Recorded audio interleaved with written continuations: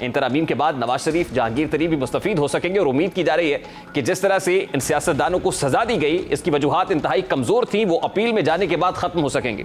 मरियम नवाज तो कब से लेवल प्लेइंग फील्ड की बात कर रही थी और अपील का हक मिलने के बाद लेवल प्लेइंग फील्ड वाला मसला हल होता हुआ दिखाई भी महसूस हो रहा है। मरियम नवाज गुज़श्ता रोज कसूर जलसे से खिताब करते हुए कह रही थी कि अब सहूलतकारों की नहीं चलेगी, बल्कि सहूलतकार खुद जाएंगे और नवाज शरीफ वापस आएंगे। ऐसा महसूस हो रहा है कि तहरीक इंसाफ के सहूलतकार समझे जाने वाले अफराद एक एक करके रुखसत हो रहे हैं और एतराफात कर रहे हैं। जो बाकी मौजूद है वो भी दबाव का शिकार है और अफवाहें हैं कि जल्द या बदेर वो भी अपने मुस्तकबिल का फैसला कर सकते हैं।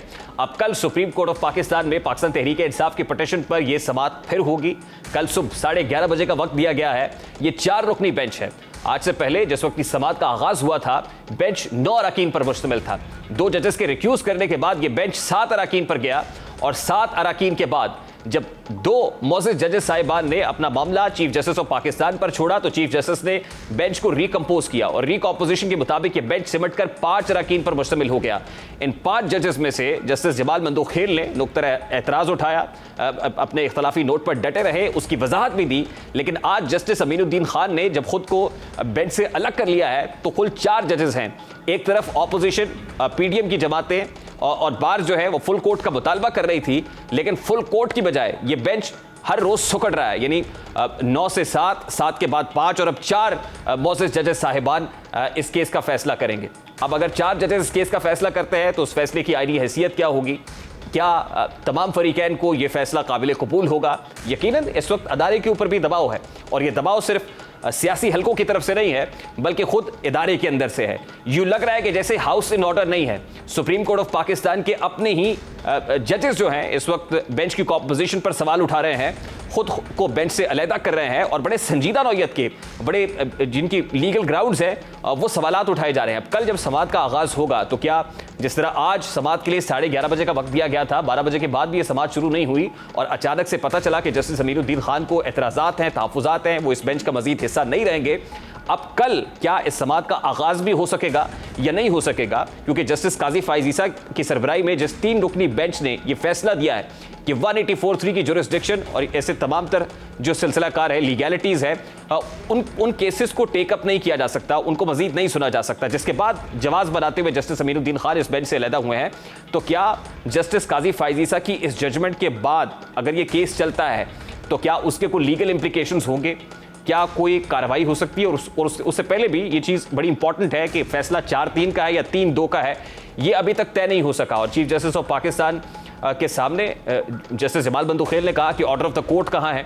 ऑर्डर ऑफ द कोर्ट का मंजर आम पर ना आना, सामने ना होना, जिस पर तमाम जजेस साहिबान के दस्तखत होते हैं, क्या ये इटसेल्फ ये फ्लॉ नहीं है? क्या ये सुप्रीम कोर्ट के पार्ट पर मिसकॉन्डक्ट नहीं है? यकीनन ये सवाल भी उठेगा। आने वाले दिनों में यूँ दिखाई देता है कि बहरान थमने की बजाय मजीद गहरा होता चला जाएगा और अगर ये यूँ ही गहरा होता है तो बड़े इंपॉर्टेंट यानी संजीदा नौयत के जो फैसले हैं क्या वो खटाई में पड़ जाएंगे? वो उनका हल क्या होगा? क्योंकि सियासतदान एक तरफ दस्तो गिरबा हैं, दूसरी तरफ सुप्रीम कोर्ट ऑफ पाकिस्तान में सियासी मसाइल के हल के लिए सुप्रीम कोर्ट का दरवाज़ा खटखटाए हुए, लेकिन लग ये रहा है कि बजाय इसके कि वो सियासी नौयत के मामलात का हल तलाश किया जा सके, वो बहरान थमे खुद सुप्रीम कोर्ट ऑफ पाकिस्तान के अंदर एक ऐसा बहरान सर उठा रहा है कि जो माजी की सियासी तारीख की तरफ ले जाता है।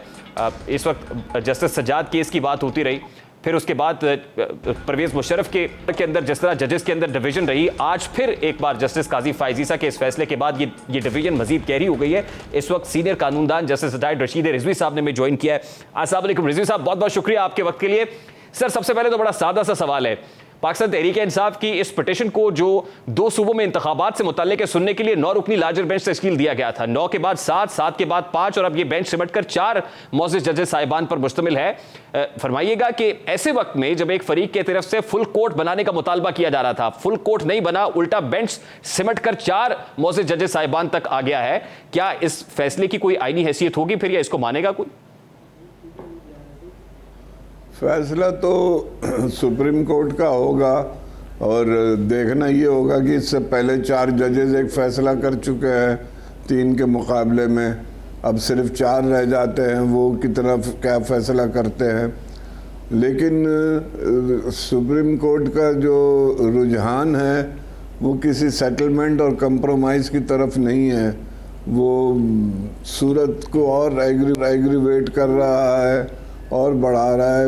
अगर पहली दफ़े जब ये सुप्रीम कोर्ट पे ये डिमांड हुई थी कि फुल कोर्ट पे रेफ़र कर दें, उसका मैटर था, वोट ऑफ नो कॉन्फिडेंस का था, उसके बाद फिर 63A का आया, लेकिन ये कभी नहीं भेजा गया, पता नहीं क्यों।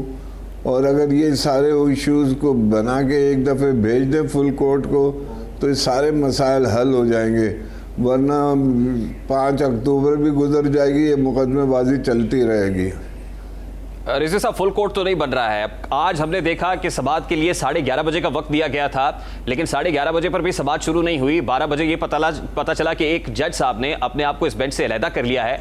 कल 11:30 बजे का वक्त दिया गया है कि 4 जजेस साहिबान इस केस को सुनेंगे। कल भी आपको समाअत होती हुई दिखाई दे रही है या कल एक नया पेंडोरा बॉक्स खुल जाएगा और हाउस के अंदर से आवाज उठेगी? कल देखे ना, कल 11:30 बजे का मतलब है कि 11:45 बजे तक बैठेंगे और इन्हें 12:30 बजे नमाज के लिए उठना होगा, या फिर नमाज के बाद बैठें 2 बजे।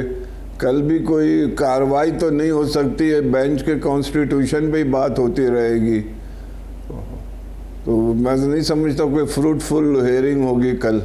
नहीं, बज़ाहिर तो ये लग रहा है कि अब जो बाकी बांदा बेंच है, यानी 4 जजेस हैं, वही इस केस को आगे लेकर चलेंगे। क्या इस बेंच को दोबारा रिकॉन्स्टिट्यूट हो रहा है? अभी 4 में भी एक जज बार बार ये कह रहे हैं कि फैसला 4 का है या 3 का है। आप देखें, जमाल मंदोखेल साहब बार बार ये बात कह रहे हैं कि 4-3 है या 2-3 है, पहले इसका फैसला हो फुल कोर्ट में। लेकिन रिजवी साहब, एक सवाल और भी है ना कि बेंच की रिकॉम्पोजिशन जस्टिस काजी फाइज ईसा के कल के फैसले के बाद दोबारा हो सकती है, जिसमें रोका गया है मजीद आगे चलने से। तो इसी वजह से जस्टिस अमीनुद्दीन खान ने बेंच से अलहदा किया खुद को। तो क्या रिकॉन्स्टिट्यूट कर सकते हैं इस वक्त चीफ जस्टिस बेंच को? नहीं, मैं नहीं समझता कि वो कोई रिस्ट्रेनिंग ऑर्डर है। उसमें उनका एक सजेशन था कि जब तक ये रूल्स फ्रेम ना हो जाएं उस वक्त तक प्रोसीडिंग्स को डेफर किया जाए। रूल्स फ्रेम होना कोई 1-2 दिन 3 दिन की बात नहीं है।